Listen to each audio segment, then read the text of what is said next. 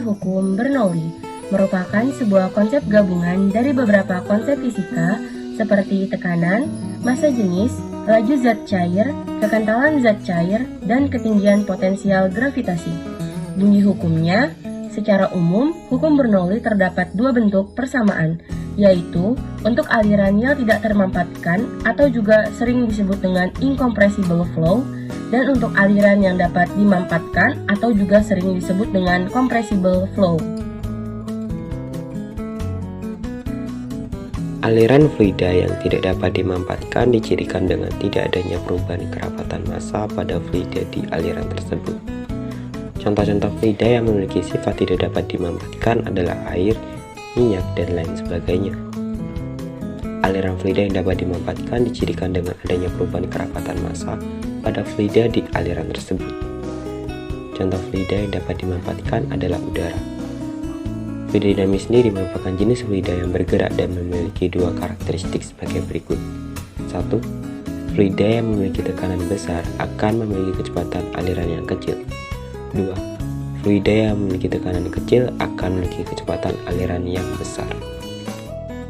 Jumlah dari tekanan serta energi kinetik dan energi potensial tiap volume yang berada di setiap titik aliran fluida adalah sama. Mekanik sama dengan energi kinetik plus energi potensial. Berdasarkan rumus kekekalan energi mekanik tersebut, ketika dihubungkan dengan tekanan maka akan berlaku bersama sebagai berikut. Tekanan plus energi kinetik plus energi potensial maka akan menghasilkan nilai konstan. Dari persamaan di atas, massa yang disimbolkan dengan M bisa disubstitusikan dengan massa jenis atau yang disimbolkan dengan hukum Bernoulli.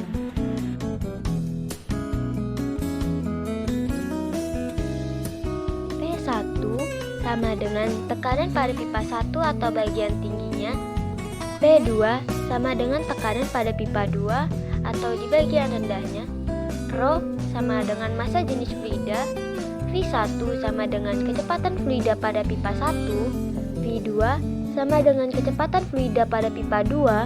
H1 sama dengan ketinggian pipa 1. H2 sama dengan ketinggian pipa 2. Untuk alat dan bahan yang digunakan untuk membuat percobaan pada cerobong asap sebagai uji coba hukum Bernoulli adalah gunting, lem tembak, kardus, penggaris, pena, kertas, dan korek api. Langkah pertama yang harus disiapkan adalah kardus. Diukur menggunakan penggaris dan dipotong menjadi 4 bagian dengan ukuran panjang 23,5 cm dan lebar 18,5 cm dan dibentuk kubus tanpa alas. Selanjutnya, disiapkan lagi kardus untuk bagian kedua dengan panjang 7 cm dan lebar 3,5 cm untuk bagian cerobong asap. Langkah kedua, dilakukan perakitan kardus menggunakan lem sebagai perekat semua bagian yang telah dibuat.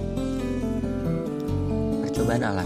Siapkan ruangan terbuka untuk menghindari terjadinya kebakaran, lalu siapkan kertas dan dibakar yang akan dijadikan sumber asap lalu ditutup dengan cerobong asap yang telah dibuat. Lalu diamati banyak sedikitnya asap yang keluar dengan menggunakan alat perhitungan waktu per 30 detik selama 4 kali. Berdasarkan pengamatan yang dilakukan dengan percobaan cerobong asap adalah asap yang dihasilkan akan keluar melalui cerobong yang telah dibuat dan mempunyai hasil saat 30 detik. Pertama, asap yang dihasilkan masih sangat sedikit. Kemudian pada 30 detik kedua, asap yang dihasilkan mulai sedikit bertambah. Lalu 30 detik ketiga, asap yang dihasilkan sudah lumayan banyak. Dan 30 detik terakhir, asap yang dihasilkan semakin banyak. Dari percobaan di atas dapat disimpulkan bahwa semakin lama waktu pengamatan, semakin banyak pula jumlah asap yang dihasilkan. Menyebutkan bahwa jika pergerakan aliran udara tinggi, tekanannya menjadi kecil. Sebaliknya, jika laju aliran udara rendah, tekanannya akan besar. Bagian atas cerobong berada di luar ruangan dan terdapat angin yang berhembus di bagian atas cerobong. Akibatnya, tekanan udara di sekitarnya lebih kecil. Udara bergerak dari tempat yang bertekanan tinggi ke tempat udara yang bertekanan rendah, sehingga asap dari dalam bisa keluar melalui cerobong. Tingginya pembangunan cerobong asap dapat dimaksudkan untuk menarik tinggi dari udara yang ada dan selanjutnya memusnahkan polutan-polutan yang terdapat di dalam gas buangan menuju wilayah yang lebih luas, sehingga dapat mengurangi konsentrasi polutan yang telah disesuaikan dengan batasan peraturan yang berlaku. Cerobong asap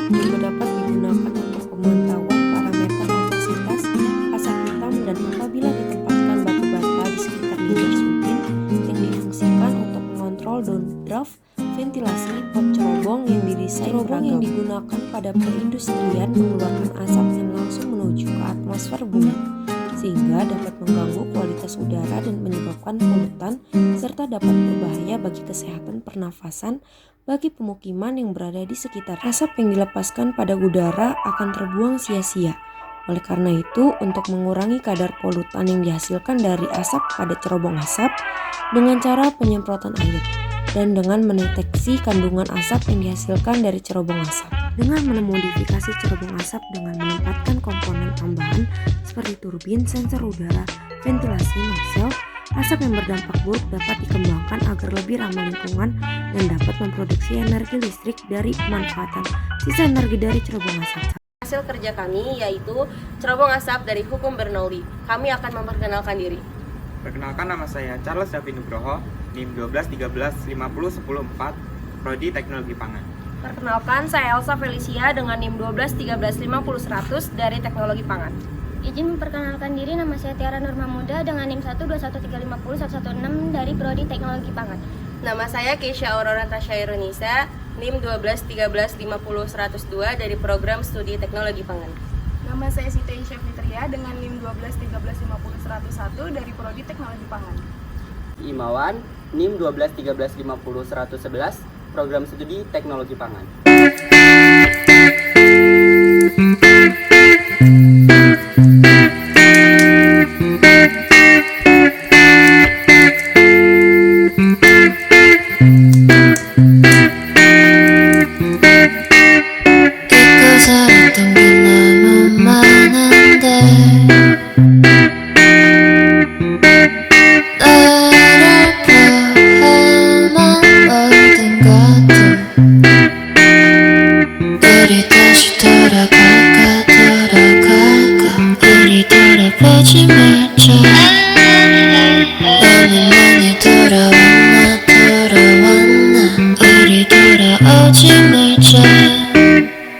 핸드폰 속에 너와 나눴던 얘기들은 아직 남아.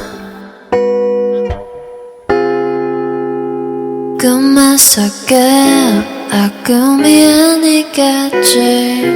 꿈이었어도 나 헤어나오지 못했어. I don't wanna wake up, just wanna back up. 우리가 함께했던 것을 난 너무 슬퍼. 눈을 가렸어, 아무것도 보지 못하게.